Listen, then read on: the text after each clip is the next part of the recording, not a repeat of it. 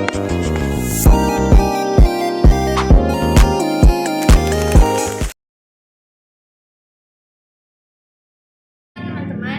di sini kami akan melakukan praktikum yang pertama, yaitu mengukur massa jenis fluida statis. Nah, sebelum itu kami akan memperkenalkan diri kami. Perkenalkan, nama saya Diska Mamora dan saya Citra Septina. Nah, kami berdua adalah pemateri dalam praktikum pertama, yaitu fluida statis. Nah, adapun pengertian dari massa jenis. Massa jenis merupakan perbandingan antara massa suatu fluida dengan volume yang diambil. Dalam fluida statis, tidak ada gerakan yang signifikan, sehingga massa jenisnya tetap pada titik tertentu dalam ruang. Tujuan dari praktikum fluida statis dalam mengukur massa jenis adalah untuk memahami konsep dasar massa jenis suatu fluida dan melatih keterampilan siswa dalam melakukan pengukuran. Praktikum ini membantu siswa untuk yang pertama, memahami konsep massa jenis dan bagaimana mengukurnya. Yang kedua, mengenal alat dan teknik yang digunakan untuk mengukur massa jenis fluida statis. Yang ketiga, menerapkan prinsip dasar dalam mengukur massa jenis. Nah, adapun alat dan bahan untuk mengukur fluida statis adalah 3 buah wadah yang berisi air, 1 wadah minyak solar, 1 wadah minyak makan, minyak kayu putih, dan 1 sendok. Nah, langkah-langkah dalam praktikum ini yaitu pada wadah pertama dimasukkan minyak makan sebanyak 3 sendok makan.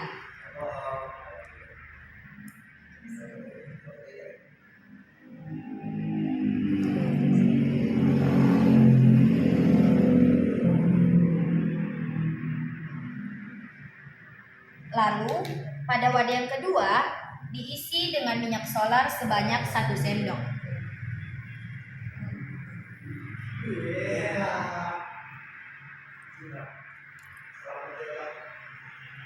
Nah, pada wadah ketiga diteteskan minyak kayu putih sebanyak 10 tetes.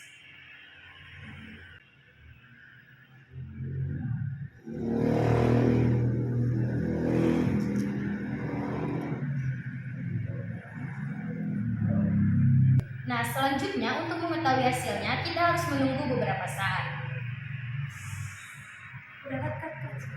Kita lihat bahwa hasil dari pengamatan ini ialah wadah berisi air yang diisi dengan minyak makan, kerapatannya lebih besar dari wadah yang diisi air dengan solar.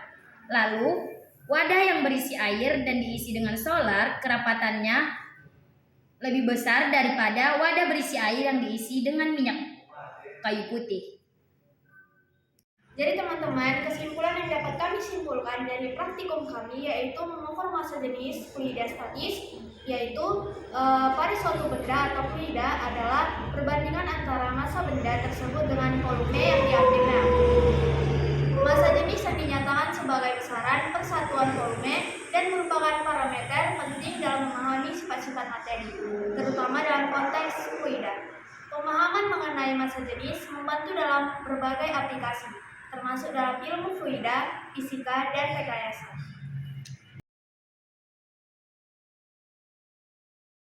Perkenalkan, nama saya Priyanti Sinaga. Perkenalkan, nama saya Fadila Hanum. Kami di sini akan menjelaskan praktikum kedua. Fluida statis merujuk pada kondisi fluida di mana tidak ada pergerakan atau aliran. Dalam konteks ini, kita membicarakan tekanan fluida statik, yaitu tekanan yang diberikan oleh fluida pada satu titik dalam fluida tersebut. Ketika fluida tersebut diam atau tidak bergerak. Tekanan fluida statik pada suatu titik dalam fluida ini diukur dengan menggunakan prinsip Pascal. Prinsip Pascal ini menyatakan bahwa perubahan tekanan yang diberikan pada suatu fluida yang tidak dapat dimanfaatkan akan merambat secara merata ke segala arah.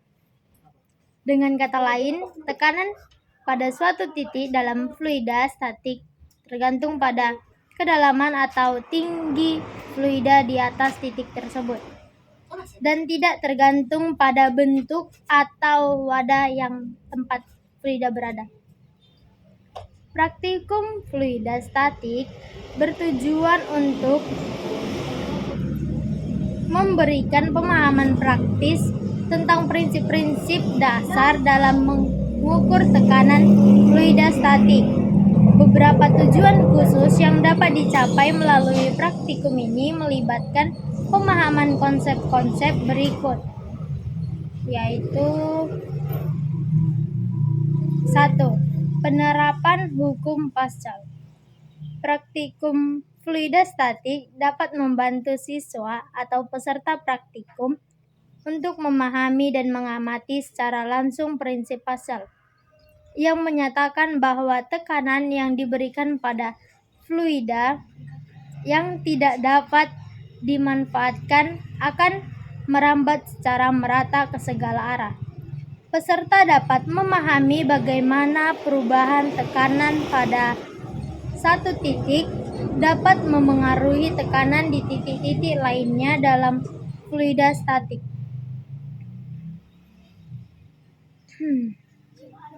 Pengukuran tekanan dengan kedalaman. Tujuan praktikum dengan mungkin juga melibatkan pengukuran tekanan pada kedalaman tertentu dalam fluida menggunakan prinsip Pascal. Peserta dapat memahami hubungan tekanan desistik fluida, percepatan gravitasi dan kedalaman, serta menetapkan rumus yang sesuai untuk mengukur tekanan. Pemahaman konsep tekanan hidrostatis. Praktikum ini dapat membantu peserta memahami konsep tekanan hidrostatis, yaitu tekanan yang disebabkan oleh berat kolom fluida di atas suatu titik dalam fluida. Peserta dapat mengamati bagaimana tekanan ini berubah dengan kedalaman dalam fluida. Secara keseluruhan, praktikum fluida statik dirancang untuk memberikan pengalaman langsung kepada peserta dalam menerapkan konsep-konsep teoritis dan memahami aplikasi prinsip-prinsip dasar dalam pengukuran tekanan fluida statik. Praktekkan praktikum tekanan hidrostatis. Jadi bahan yang kami gunakan adalah air, 3 wadah, ada sendok, styrofoam, kayu, dan paku. Jadi, langkah pertama yang akan dilakukan adalah memasukkan air ke dalam 3 wadah.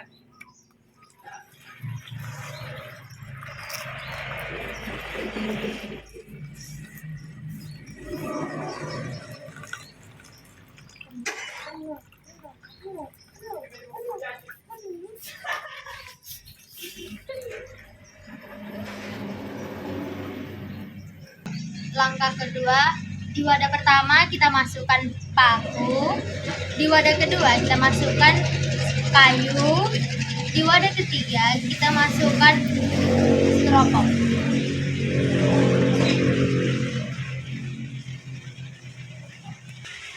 Dan sekarang kita tunggu beberapa saat.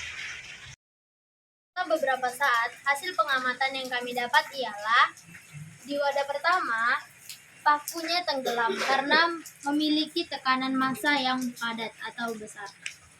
Dan di wadah 2 dan 3, styrofoam dan kayunya tidak tenggelam karena masanya ringan.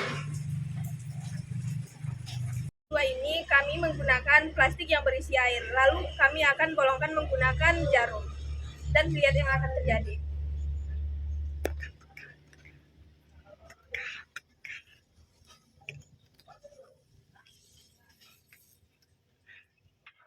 Nah, dapat kita lihat jika airnya ditekan akan menjadi keluarnya apa sih?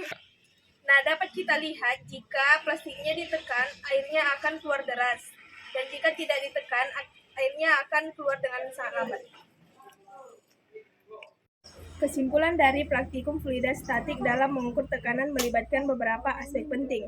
Berikut adalah beberapa kesimpulan yang mungkin dapat diambil setelah menyelesaikan praktikum tersebut. Prinsip Pascal teruji. Praktikum memvalidasi prinsip Pascal yang menyatakan bahwa perubahan tekanan yang diberikan pada fluida statik akan merambat secara merata ke segala arah.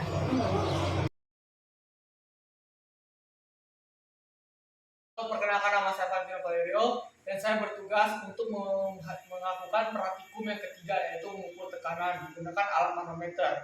Nah, manometer sendiri itu ada banyak jenisnya, salah satunya adalah manometer U. Manometer ini digunakan untuk mengukur tekanan dalam fluida statik. Namun, karena dalam kehidupan sehari-hari sulit menemukan, terutama di perkampungan itu sulit menemukan alat laboratorium seperti manometer U, kita dapat menggunakan alat-alat sederhana seperti gelas es, ataupun minuman bersoda, ataupun balon. Nah, tujuan daripada melakukan praktikum ini adalah untuk mengetahui bagaimana cara menentukan ataupun mengukur tekanan suatu zat cair ataupun fluida menggunakan alat-alat sederhana, yang dimana ini dapat berguna di masa depan ketika kita ingin melakukan uji coba ataupun uji coba laboratorium dan lain sebagainya. Yang kedua, tujuannya itu untuk membantu kita memahami bagaimana tekanan itu dapat diukur dengan menggunakan alat-alat sederhana dan tidak menggunakan alat-alat canggih. Dan ketiga itu memberikan pemahaman lebih tentang prinsip fluida statik dalam mengukur tekanan dan tekanan itu sendiri, serta untuk membantu agar para siswa dapat lebih memahami mengenai fluida statik dan cara pengaplikasiannya dalam kehidupan sehari-hari. Nah, berikut adalah alat dan bahan serta langkah-langkahnya.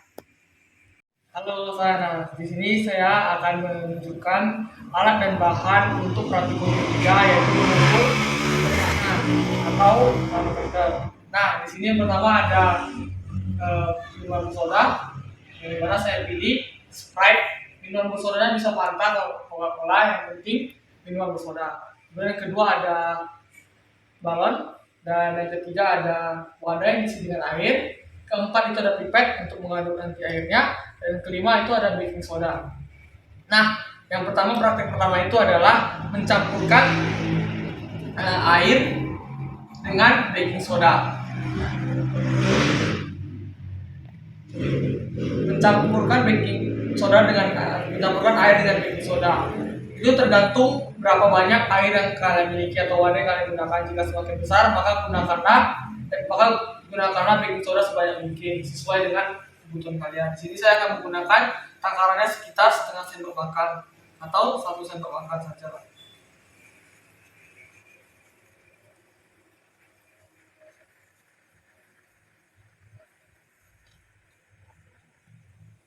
Sekarang kita aduk.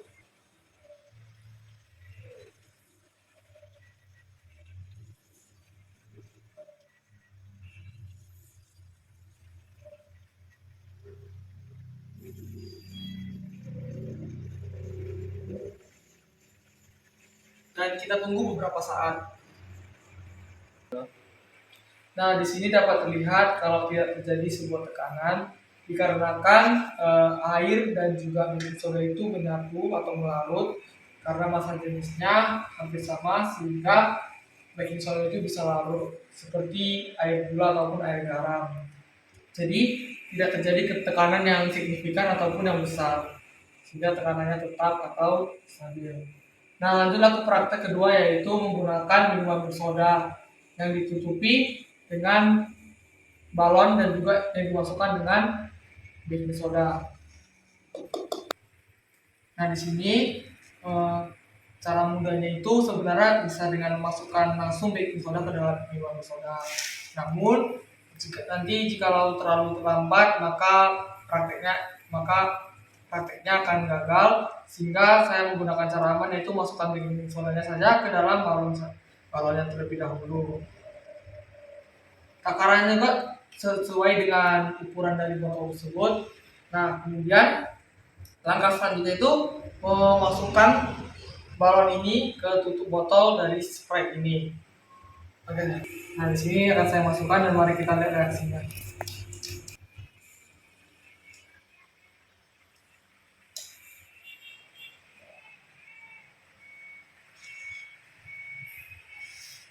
Nah, di sini dapat terlihat kalau balon mulai mengembang. Ini terjadi akibat tekanan yang terlalu tinggi yang diberikan oleh sang minuman bersoda, yang dimana minuman bersoda itu mengeluarkan karbon dioksida akibat reaksi dari minuman bersoda dengan baking soda tadi, sehingga terjadilah tekanan yang tinggi dan mengakibatkan balon mengembang seperti ini. Dan kemudian akibat dari tekanan yang terlalu tinggi tersebut, air di dalam soda tersebut juga berkurang. Dan dan balonnya mengembang. Wah, lanjut ke praktek ketiga. Nah, dan bagian terakhir dari praktikum ketiga yaitu mengukur tekanan itu menggunakan balon yang ditusukkan dengan peniti ataupun jalur beton. Nah, mari ditusukkan di bawahnya. Nah, di sini dapat terlihat kalau tidak ada perubahan yang terjadi dan balonnya pun tetap mengembang karena ini balon yang sudah diisi air. Tidak ada keluar air ataupun airnya tidak keluar dengan deras karena tekanan di dalamnya stabil karena sudah ditutup rapat oleh sang jalur beton, dan apabila kita keluarkan sedikit maka airnya akan mulai keluar ataupun mengalir seperti ini. Dapat terlihat itu akibat karena akibat golongan yang tadi. Dan jika kita tekan, tekanannya akan menjadi tinggi sehingga airnya bisa keluar dari dalam balon tersebut. Dan apabila tidak kita tekan, maka airnya akan keluar secara perlahan karena tekanan yang diberikan terlalu sedikit. Jadi balon ini pun bisa berguna sebagai pengukur tekanan. Mari kita tusuk lagi. Di sini tidak ada perubahan ya. Dan apabila kita keluarkan, kita tekan, maka akan makin keluar. Nah, jadi dari hasil pengamatan tadi, maka dapat disimpulkan di pertama itu,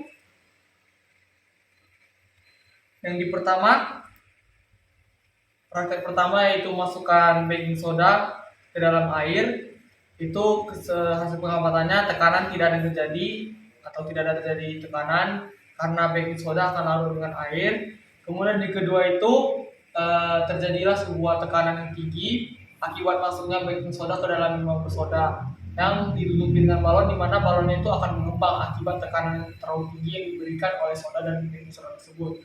Dan yang ketiga, di praktek ketiga ini menyebabkan tekanan yang kecil karena jika kita bolongkan maka dia akan keluar secara perlahan, dan apabila kita tekan maka dia akan keluar secara cepat, tergantung dari seberapa kuat kita menekannya.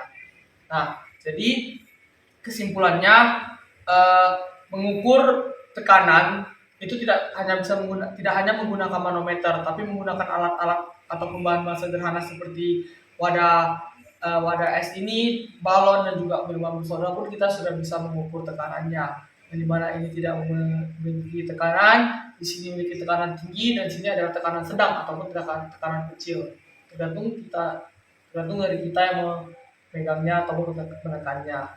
Nah, jadi teman-teman, sekianlah itu hasil praktikum yang ketiga mengenai manometer atau pengukuran tekanan menggunakan alat manometer sederhana seperti barang-barang kehidupan sehari-hari ini. Selanjutnya akan dilanjutkan dengan praktikum yang terakhir, yaitu tentang praktikum hukum Archimedes.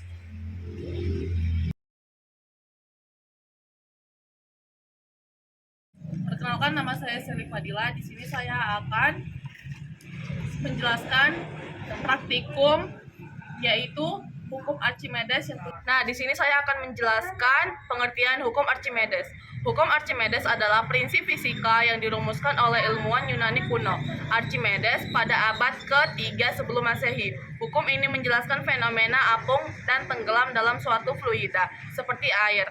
Hukum Archimedes menyatakan bahwa setiap benda yang tenggelam dalam fluida atau cair atau gas akan mengalami gaya ke atas sejauh sama dengan berat fluida yang dipindahkan oleh benda tersebut. Beberapa poin penting dari hukum Archimedes. Yang pertama, gaya apung. Benda yang tenggelam dalam fluida akan mengalami gaya apung ke atas. Gaya apung ini besarnya sama dengan berat fluida yang dipindahkan oleh benda tersebut.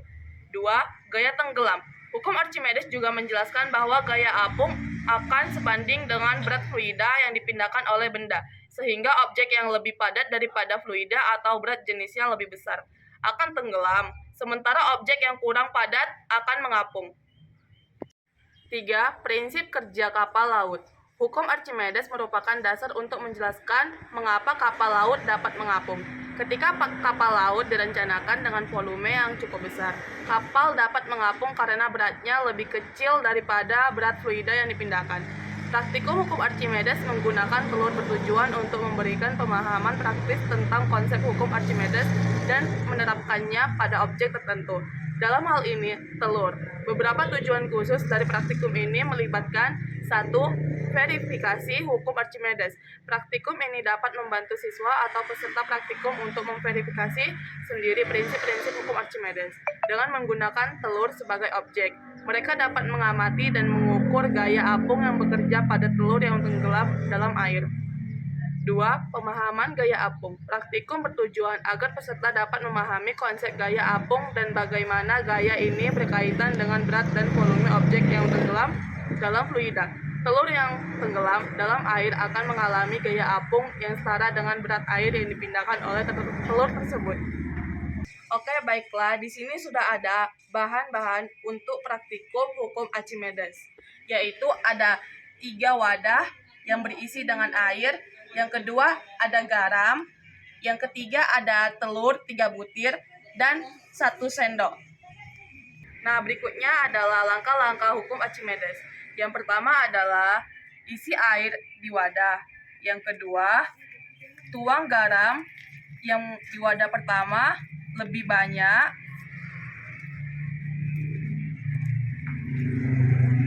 Yang wadah kedua sedang.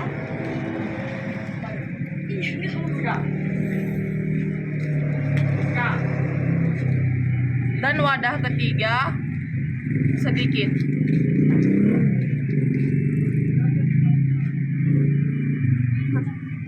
Nah, setelah itu diaduk hingga rata.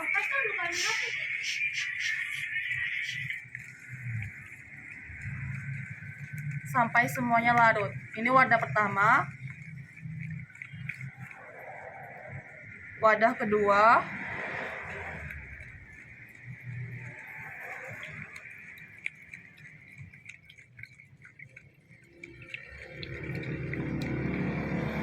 Dan wadah ketiga.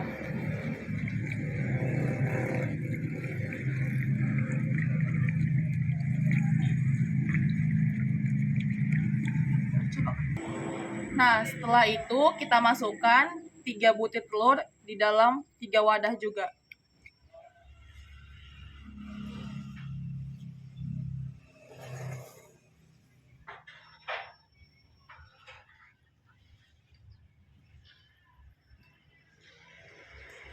Dan kita tunggu beberapa saat.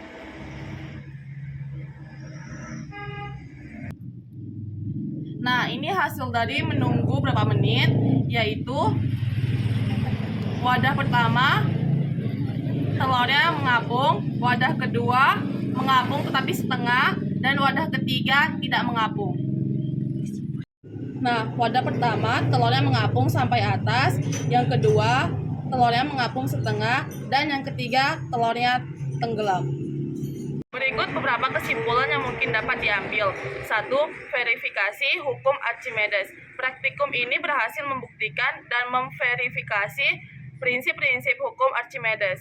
Pengamatan dan pengukuran terhadap telur yang tenggelam dalam air mendukung konsep bahwa gaya apung pada telur setara dengan berat air yang dipindahkan oleh telur tersebut. 2. Gaya apung pada telur. Telur yang tenggelam dalam air mengalami gaya apung ke atas. Besarnya gaya apung ini terkait erat dengan volume telur dan sifat-sifat fluida atau air di sekitarnya. Ketiga, perilaku telur di air. Telur dapat mengapung, tenggelam, atau berada di tengah-tengah, tergantung pada hubungan antara berat jenis telur dan berat jenis air. Ini memberikan pemahaman visual tentang bagaimana objek dapat berinteraksi dengan fluida dan mengalami gaya apung. Nah, begitulah kira-kira hasil dari praktikum saya, yaitu hukum Archimedes.